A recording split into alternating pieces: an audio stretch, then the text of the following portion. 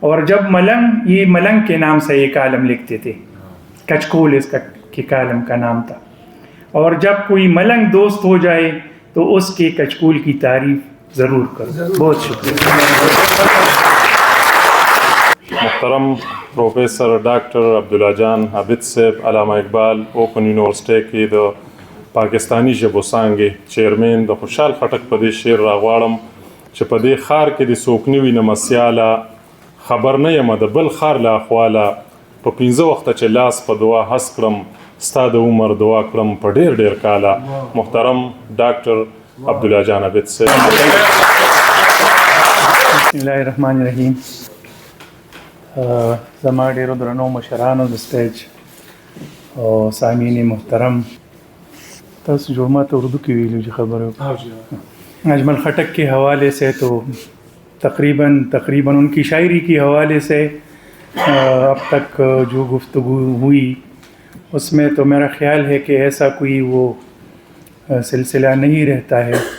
بہرحال وہ تو سمندر ہے اور کئی مجہد شخصیت ہیں. تو میں ایک پوائنٹ شاعری پر اضافہ کروں گا، اس پر تفصیلی گفتگو ہوئی. ان کی جتنی بھی مجموعے ہیں، خاص کر جو دا غیرت چغا ہے، غیرت کی پکار، اس کو پڑھنے سے پہلے ہمیں 3 فکری داروں کو سمجھنا ہوگا. نمبر 1، سرمایہ دارانہ نظام کے خلاف جو ایک فکری دھارا تھا اور اس فکر نے روس میں انقلاب بھی برپا کیا تھا، ایک اس فکری دھارے کو سمجھنا ہوگا.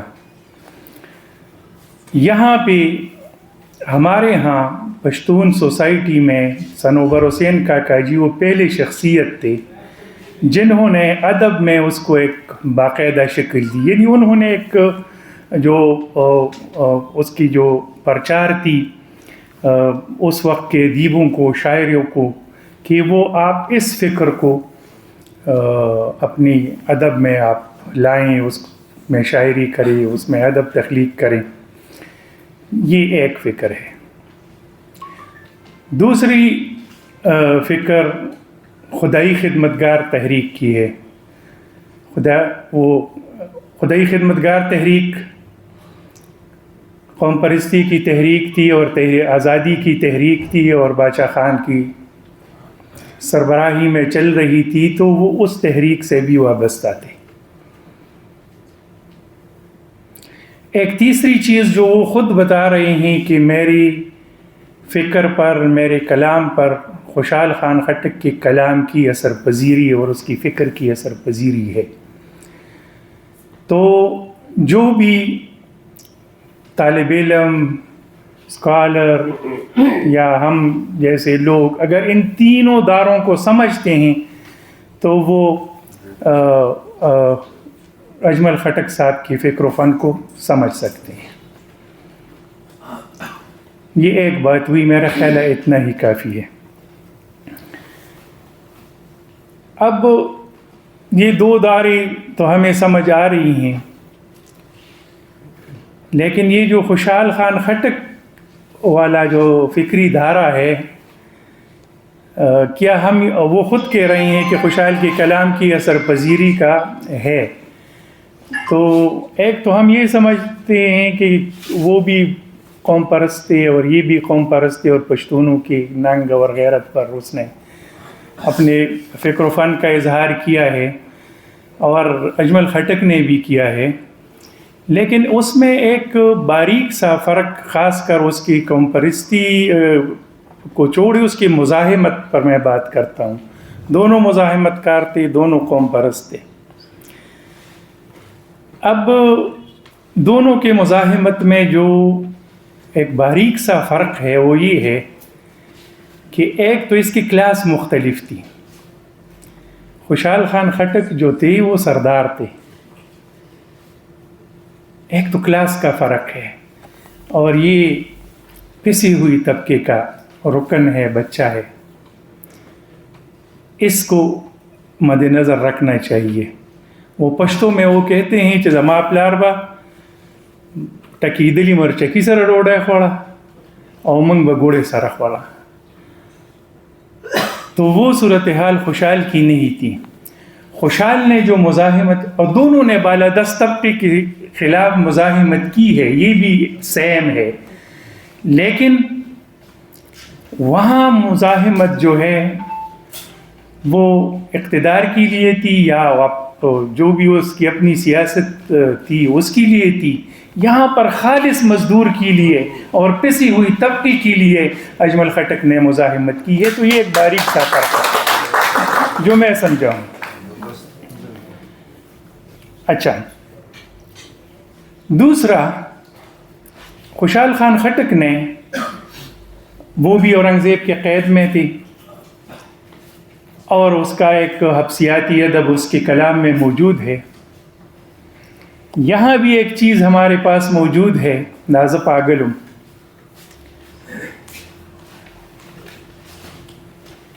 وہاں پہ آپ دیکھیں تو زیادہ تر وہ خوشحال خان خٹک گلے کر رہا ہے کہ میرے ساتھ ناحق یہ ہوا، میرے ساتھ ناحق وہ ہوا، یا ارمان کرتا ہے کہ ایسی ارمانی جذبات ہیں اس کے کہ وہ شعر کس طرح ہے کہ شمال بیروری و رتمبورتا پختنی جندی زلف بات تنیسی رتمبور، یا تو یہ ارمان ہیں. یہاں پر اجمل خٹک جب جیل میں رہے ہیں تو انہوں نے ان میں سے دونوں چیزوں کا اس طرح زور کے ساتھ بیان نہیں کیا ہے جس طرح خوشحال خان خٹک نے کی. یہاں پر یہ کمال کرتا ہے. یہاں پر جیل کے اندر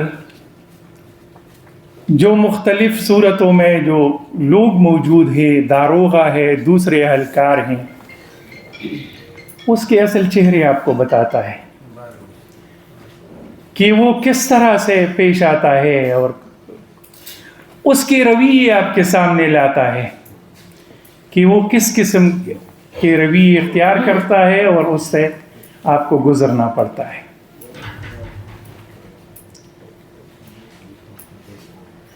اور وہاں پہ جو آپ پر حالات گزرتے ہیں وہ حالات کس نوعیت کے ہیں؟ وہ اپنی بات نہیں کرتا ہے، وہ اجتماعی بات کرتا ہے. بلکہ ہمارے دوست ابھی چلے گئے ادریس اثر صاحب، وہ تو کہتے ہیں کہ اس سے کرمنالوجی کے اصول استخراج ہو سکتے ہیں. اگر کوئی ایسا طالب علم مل جائے اور وہ اس پر کام کرے کہ جو کرمنالوجی کے وہ رولز ریگولیشن ہیں اور اس میں بیان شدہ جو اجمل خٹک کی جیل میں جو اس پر گزری ہوئی حالات ہیں، اگر اس کا تقابل کیا جائے تو اس سے کرمنالوجی کی اصول استخراج ہو سکتے ہیں. تو ایک یہ فرق ہے، اختصار اس لیے کہ میری ساری بڑی یہاں پر موجود ہے. دوسرا ایک چیز جو ہے کہ اجمل خٹک ٹھیک ہے قوم پرست تھے، ایک عام قوم پرستی ہے کہ پشتون کے علاوہ جی کچھ نہیں، بس باقی اس کو کچھ نہیں، ایک وہ قوم پرستی ہے. اجمل خٹک وہ قوم پرست نہیں تھے. پورے آپ پڑھے اس کے غیرت چغہ کو اور دیگر مجموعوں کو. وہ ہاں، یہ اجمل خٹک قوم پرست ضرور تھے، یہ بات ہے کہ یہ نہیں کہ قوم پرست نہیں تھے، لیکن اس کی سوچ آفاقی دائرے تک پہنچتی ہے. آپ اٹھائیں، میں گجر نظم آپ اٹھائیں، پختن لوگر آپ اٹھائیں، جنت آپ اٹھائیں، پختون آپ اٹھائیں، فریاد آپ اٹھائیں. مثلاً گجر کا جو کردار ہے وہ تو دیر گیا ہوا تھا اور واپسی پر اس نے ایک گجر دیکھا. اور وہ پھر اس کی محنت کا ذکر کرتا ہے اور اس طرف بینسوں کا ذکر کرتا ہے کہ اس کی محنت سے اور اس کی خدمت سے یہ بینسیں کیسی صحت مند ہیں اور کیسے اس سے دودھ اور وہ پورا اس کے مالک کا اور وہ فائدہ وغیرہ. اب وہ جب نظم کے آخر تک پہنچتا ہے تو وہ کہاں جاتا ہے، وہ ذرا آخری حصہ آپ لوگ دیکھیں تو آپ کو پتہ چلے گا کہ میں جو بات کرتا ہوں کہ اس کی سوچ آفاقی درجے تک جا پہنچتی ہے. یہ گجر جو ہے، یہ گجر اب بھی افریقہ میں موجود ہے، یہ کل بھی ویتنام میں موجود تھا، اور اس پورے جو پسی ہوئی معاشرے ہیں جہاں جہاں وہ وہاں پہ موجود ہیں، یہ کردار موجود ہیں. کمال کی بات یہ ہے کہ یہ کردار کریٹ کرتا ہے. آپ لوگوں نے آپ اس کی اجمل خٹک صاحب کی نظمیں کردار نگاری کی تناظر میں اس اینک سے آپ اس کو پڑھیں، حتیٰ کہ وہ ماں اور بہن پر جو نظم لکھتا ہے وہاں بھی وہ کہ ان کو بھی اپنا ذمہ داری بتاتا ہے، وہ ہر ایک بندی کی ذمہ داری بھی بتاتا ہے اور ہر ایک کی کردار کی کریشن بھی کرتا ہے. مزے کی بات یہ ہے کہ اور چیز جو ہے، یہ لفظ تو ظاہر ہے پرانے زمانے سے موجود ہوتے ہیں، البتہ یہ ہے کہ لفظ جو وقت کے ساتھ جب اس کا ایک سفر ہوتا ہے تو وہ معنی تبدیل کرتے ہیں، اور معنی ایک استکار تخلیق کار کے ذریعے وہ تبدیل ہوتے ہیں. آپ یہاں بھی دیکھیں کہ بہت سے پرانے لفظ جب ہم اجمل خٹک کے کلام میں دیکھتے ہیں اور پڑھتے ہیں تو وہ اپنی معنویت چینج کرتے ہیں. مثلاً اس کی ایک جو فریاد نظم ہے، دلوی لوی قدرتن ربا یو تمنا دور دیکھ شکنا. اب اس میں دلوی لوی قدرتن ربا یہ تو پشتون معاشرے میں ایک دعائیہ سلسلہ ہے اور پرانے زمانے سے یقیناً یہ موجود ہوگا، لیکن آپ دیکھیے کہ اس نے جس طرح اس پرانی دلوی لوی قدرتن ربا کو جس طرح ایک انقلابی اور مزاحمتی رنگ دیا ہے، اس پوری نظم کو آپ پڑھیں گے تب آپ کو اس کی معنویت سمجھ آئے گی. تو اس کی مثالیں بہت کم ملتی ہیں. یعنی روایتی الفاظ کو نیا رنگ دینا اور مزاحمتی رنگ دینا اور انقلابی رنگ دینا، یہ اس کا خاصہ تھا. بہت ساری مثالیں دی جا سکتی ہیں. اچھا، ایک دوسرے اینگل سے آپ اس فریاد نظم کو دیں گے، لوی لوی قدرتن ربا، اس میں رومانٹسزم کی حد اس نے کر دیا ہے. دوسری طرف آپ دیکھیں تو یہ نظریاتی ادب کا بھی ایک شاہکار نظم ہے، اور یہ اس وقت دنیا کے سامنے صحیح اس کے ساتھ یہ سامنے آئے گی جب تک اس کا صحیح ترجمہ نہیں ہوتا ہے انگریزی میں اور اردو میں. جس تخلیقی قوت کے ساتھ یہ نظم لکھی گئی ہے، اگر اس تخلیقی قوت کے ساتھ یہ ترجمہ ہو جائے دوسری زبانوں میں تو تب اس کے رنگ دنیا پر آشکار ہوں گے. اجمل خٹک صاحب کی جو ظاہر مجموعے تو بہت سارے ہیں شعری، لیکن وہ کہہ رہے ہیں کہ میرے جذبات اور احساسات کا جو سارا قوی زور ہے، قوی کا لفظ استعمال کیا ہے، تو وہ غیرت چغہ میں ہے، اور یہ ٹھیک بھی ہے. گل پرہر میں جو شاعری، ایک جملہ بولتا ہوں اس پر. گل پرہر میں جو شاعری ہے وہ اس کتاب سے، اس پہلے مجموعے سے رہ جانے والی شاعری ہے. گل پرہر کے بعد خالص رومانی شاعر کے طور پر ہمارے سامنے یہ اس وقت آتے ہیں گلون تکلون کی صورت میں، اور اس میں وہ یہ کہتے ہیں کہ میں نے ان لوگوں کا گلہ ختم کیا ہے کہ وہ مجھے یہ تانا دیتے ہیں کہ آپ تو ساری باتیں قوم پرستی کی اور ترقی پسندی کی کرتے ہیں. تو یہ سارے رومانٹک ایک خالص رومانی کلام ہے. میں چونکہ اس پر کتاب، اس کے فکر و فن پر میں نے لکھی ہے، اور میں وہ اپنے آپ کو اس حوالے سے خوش بخت سمجھتا ہوں کہ اجمل خٹک کی ایما پر میں نے لکھی ہے. یہ جہاں پہ ہم کھڑے ہیں، اکادمی ادبیات پاکستان میں تو اس وقت افتخار عارف صاحب چیئرمین تھے اور وہ زندہ شخصیات سے پوچھتے تھے کہ آپ پر کون کتاب لکھی. تو میری خوش قسمتی تھی کہ اجمل خٹک صاحب نے اس زمانے میں میرا نام لیا تھا. یہ 2006 کی بات ہے اور اس کی زندگی میں وہ کتاب چھپ بھی گئی. یہ میرے پاس ایک کاپی موجود ہے, اب تو اس کا سٹاک ختم ہے.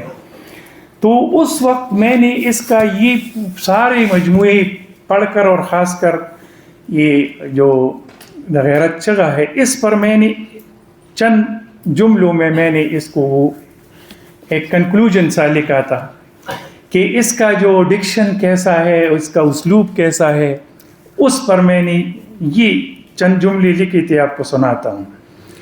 ان کا کلام عوامی لب و لہجے کا شہکار ہے. اس سے پہلے میں نے بڑے مباحث کیے ہیں, وہ مباحث پہ نہیں جاتا. میں نے اس کا لب لباب یہ نکالا ہے اور اس میں انہوں نے ایک کامیاب سیاستدان کی طرح عوام سے عوام کے لہجے میں عوام کی سوچ کے مطابق بات کہی, یہاں تک کہ اپنی نظموں کے موضوعات اور عنوانات بھی عوامی سوچ اور اپروچ کے پیش نظر چنے. گنجلک فلسفیانہ انداز, ثقیل الفاظ اور محاورات سے اجتناب برتا. پشتون معاشرے کو خوشحال خان خٹک کی طرح انتہائی فخریہ انداز میں پیش کیا, لیکن اس کے باوجود ان کے ہاں رحمان بابا کے پرسوز لہجے کی جھلک بھی نمایاں ہے. سیاسی, معاشرتی اور سماجی مسائل کے اظہار میں ان کا انداز بے ساختہ اور اوریجنل ہے. یقیناً خوشحال خان خٹک کے بعد وہ دوسرے شاعر ہیں جنہوں نے اپنی شاعری میں سیاسی نقطہ نظر کو بڑی کامیابی کے ساتھ پیش کیا ہے. اس لیے انہیں پشتو کی جدید شاعری میں اولین سیاسی شاعر ہونے کا اعزاز حاصل ہے. اجمل خٹک کا ایک اور کارنامہ یہ ہے کہ انہوں نے قدیم اور روایتی شعری اصطلاحات کو نئی معنویت دی. بالخصوص پشتو اصطلاحات اور علامات کو استعمال کر کے انہیں آفاقی نقطہ نظر کا پیرایہ عطا کیا. ان کی شاعری تصورات اور تخیلات کی بجائے زندہ حقیقتوں سے اپنے موضوعات کا انتخاب کرتی ہے. موضوعاتی پختگی غزلوں کے مقابلے میں ان کے نظموں میں واضح طور پر دکھائی دیتی ہے. اب ہم اگر اس محفل کا مزاج دیکھیں تو ہم نے شروع میں بھی کہا کہ ان کی شخصیت کی بہت ساری جہتیں ہیں, لیکن ہم صرف شاعری پر بات کرتے. میں ان کی دوسری جہتوں پر ایک جملہ بول کے 2-3 منٹ میں یہ میری بات ختم ہو جائے گی اگر وقت ہے آپ کے پاس. گزارش یہ ہے کہ باتیں تو بہت کی جا سکتی ہیں. اجمل خٹک صاحب فکشن رائٹر بھی تھے, اس کی طرف ہماری توجہ بہت کم جاتی ہے. جب ریڈیو میں تھے تو ڈرامے بھی لکھے تھے اور افسانے بھی. اس وقت جب میں کتاب لکھ رہا تھا اس وقت ہمیں 2-3 افسانے معلوم تھے, اب اس کے 10 افسانے بازیافت ہوئے ہیں اور ان میں سے ایک افسانہ ایسا ہے پختو کہ یہ ہمیں پتہ بھی نہیں تھا اس زمانے میں اقوام متحدہ کی طرف سے اس کو انعام ملا تھا اس پر. یہ کسی کے علم میں نہیں ہے, یا وہ تو بہت کم لوگوں کے علم میں ہوگا. آپ یہ دیکھیں اس وقت کا منظرنامہ, سمندر خان سمندر بھی اس وقت افسانے لکھتے تھے اور وہ چھوڑے نادر خان بزمی موجود تھا, ماسٹر کریم موجود تھے, حمزہ جیسے اس نے بھی فکشن لکھا ہے, ناول تو لکھا ہے, فکشن رائٹر بھی تھے وہ, مہدی شاہ باچا موجود تھے. تو اس زمانے میں اس افسانے کی طرف اقوام متحدہ کی توجہ جانا, یہ وہاں پہنچنا, اس پر انعام ملنا, اور اس تھیم پر بعد میں ایک فلم بھی بنی. یہ میراتا جو ہمارے یہاں ہے پشتونوں میں, میراتا کے موضوع پر یہ افسانہ لکھا گیا ہے. ایک اور بات آپ کو بتاتا ہوں, یہاں ریڈیو کا ذکر ہوا, میں ایک جملہ آپ کو بولتا ہوں کہ میں یہ کہتا ہوں کہ میڈیا پر جتنی بھی پشتو موسیقی ہے اس کے پیچھے اجمل کا ہاتھ ہے. یہ میں اب آپ کو بتاتا ہوں کہ کیسے. گزارش یہ ہے کہ سن 1948 میں یہ ریڈیو گئی, یہ ذکر بھی کیا عشرت صاحب اگر موجود ہیں, اور سمندر خان سمندر اس کو لے گئے. اور عشرت نے ذکر بھی کیا، ایک پروگرام کا مراکز نے نام لیا، لیکن اس کا نام تھا حجرہ. اور یہ ارباب ہدایت اللہ کی سوچ تھی کہ یہاں پر ایک وہ آئیڈیا اس کا تھا. عملی جامہ اجمل خٹک نے پہنایا، اور پیندہ خان اور گل محمد خان وغیرہ یہ جو کردار تھے. وہاں پر ایک مزے کی بات کیا ہوئی، یہ بھی شاید ہم میں سے بہت کم لوگوں کو معلوم ہوگی. جب اس نے دیکھا تو ریڈیو میں ہندی موسیقی اس وقت رائج تھی، تو اجمل صاحب نے کہا کہ یہ تو ہماری پشتونوں کی موسیقی نہیں ہے، ہماری موسیقی تو ہمارے گاؤں میں ہے، بانڈوں میں ہے، ہمارے اس میں ہے، تو یہ موسیقی وہاں سے یہاں لانے کی ضرورت ہے. اور پھر وہ کہتا ہے کہ ایک ترڑے اور ایک باجا وہ میں نے لایا، بندہ بٹایا. حتیٰ کہ وہ موسیقار جو اس زمانے میں تھے وہ بھی پشتو سپیکنگ نہیں تھے. تو وہاں سے پھر جب ریڈیو میں موسیقی آئی تو ریڈیو سے پھر ٹیلی ویژن میں گئی، اور پھر ریڈیو اور ٹیلی ویژن کے لوگ جب فلموں میں گئے تو یہ موسیقی وہاں لے گئے. تو ان سب کی پیچھے جو ہے ریڈیو کی پیچھے اجمل صاحب تھے. یہ نقطہ ہمیں کبھی نہیں بولنا چاہیے. جہاں تک اس نے تحقیق اور تنقید بھی کی ہے، یعنی وہ ایسا وقت ہے کہ بالکل ابتدائی پشتو ادب اور پشتو ادب کے 25 سال یہ ان کے دو بڑے مارے کارہ مقالے ہیں. جب میں اس پر کام کر رہا تھا، ایک تو لوگوں کو معلوم تھا، یہ دوسرا لوگوں کو معلوم بھی نہیں تھا. پشتو ادب کے 25 سال 1955 میں چھپا تھا، اور کراچی میں چھپا تھا. ساقی رسالے نے پاکستانی زبانوں کے 25 سالہ ایک نمبر نکالا تھا، اس میں مجھے مل گیا. پھر جب میں نے دیکھا کہ پشتو ادب میں تو قدیم ادب پر زیادہ بحث ہے اور یہ پشتو ادب کے 25 سال پر جدید مباحث ہیں، تو میں نے ان دونوں کو اکٹھا کیا اور اس پر ضروری حواشی لکھ کے اس کو میں نے کتابی صورت میں الگ چھاپ دیا. آپ ان کو پڑھیں، پشتو ادب کے 25 سال. تو آپ حیران ہوں گے کہ ادب پر اور خاص کر جدید ادب پر ایسی کمپیکٹ تحقیق و تنقید، ایسی کمپیکٹ صورت میں اردو میں، یعنی یہ اردو میں ہیں یہ مقالے، اس زمانے میں کسی پشتون رائٹر نے نہیں لکھی ہے. یہ بھی ان کا اعزاز ہے. بہت کی جا سکتی ہیں، لیکن میں اگر وقت ہے تو ان کا ایک کالم مختصر آپ کو سناتا ہوں. انہوں نے کالم نگاری بھی کی ہے.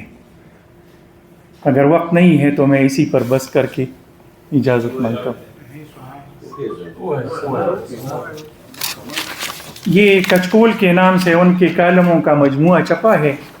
کالم تو اس کے پشتو میں ہی، لیکن اس کا اردو ترجمہ میں پیش کرتا ہوں. اس میں آپ دیکھیں کہ وہ معاشرے کی نفسیات کیسے جانتا ہے اور کس طرح ایک مزاحیہ انداز میں اس کا ذکر کرتا ہے. کوئی ملا دوست ہو جائے، کوئی ملا دوست ہو جائے تو حلووں سے اس کی سیوا کرو، یعنی اس کو حلوہ پیش کرو، اور کسی دوسرے مولوی کی برائی اس سے بیان کرتے رہو. یہ اس کی نفسیات بتاتا ہے ملا کی. اچھا آگے، دوست کوئی خان ہو تو اسے خان اعظم کہو، اور اس کے گھر کے بچے کھلاؤ، ماڑے لو بوا. شاعر دوست سے اس کے شعروں کی تعریف کرو، سر میں درد ہو تو بھی اس کا کلام ضرور سنو. اب یہ شاعروں کی نفسیات بتاتا ہے. وکیل دوست بن جائے تو اسے بیرسٹر کہو، اور اس کے کامیاب مقدمے یاد دلاؤ. بابو دوست کے لیے کوئی دوبی ڈھونڈو، اور ہر وقت اسی کا ذکر اس سے کرتے رہو. شاخیل کوئی دوست ہو تو اس کے کتے یا بٹیر کی تعریف اس کے سامنے کرو، چارپائی پر اسے ساتھ بٹھاؤ. استاد دوست کو ہیڈ ماسٹر کے نقص بتاؤ، اور کہو کہ میں ڈسٹرکٹ انسپیکٹر کا یار ہوں. حکیم کوئی دوست ہو تو اسے حکیم کوئی دوست ہو تو اسے لقمان حکیم کا خطاب دو اور اس کے سامنے ڈاکٹروں کو برا بلا کہو. ایڈیٹر دوست کو سیاست کا افلاطون ثابت کرو. اس کا اخبار نہ پڑھو تو بھی اس کی ایڈیٹوریل کی تعریف ضرور کرو. لیڈر دوست سے ہمیشہ وزارت کا تذکرہ کرتے رہو. لوگوں کے جمگٹے میں اس کے لیے باتیں کرنے کا زیادہ سے زیادہ موقع پیدا کرو. افیونی دوست کی خاطر دن میں سوتے رہو اور رات کو اس کے ساتھ محفلیں جماؤ. خٹک کوئی دوست بن جائے تو اس سے خوشحال بابا کی تعریف ہی کرو. اس کے سامنے خوشحال بابا کی تعریف ہی کرے. تنگی یا مانکی کا باشندہ ہو تو اسے ٹھیکیدار کہو یا اسے جمعدار صاحب کہہ کر مخاطب کرو. مہمان دوست کو ملک صاحب کہو اور جس کا اجارہ دار ہو اس زمیندار کا گوشت نوچو. نگر کا کوئی دوست بن جائے تو اس سے کاکا خیل کے خلاف باتیں کرو اور گنے کے پرمٹ کے بارے میں بحث کرو. کمقل دوست کو صرف دور سے سلام کرو. فقیر دوست کے سامنے نہ ہو. گدہ دوست ہو تو اس کی پیچھے جانے سے احتراز کرو. اور دینا پس اس کے بعد ملنگ اپنی آپ کی طرف اشارہ کر رہا ہے. اور جب ملنگ، یہ ملنگ کے نام سے یہ کالم لکھتے تھے، کچکول اس کا کے کالم کا نام تھا. اور جب کوئی ملنگ دوست ہو جائے تو اس کے کچکول کی تعریف ضرور کرو. بہت شکریہ. ډیره زیاته مننه پروفیسر ډاکټر عبدالله جان عبید صاحب.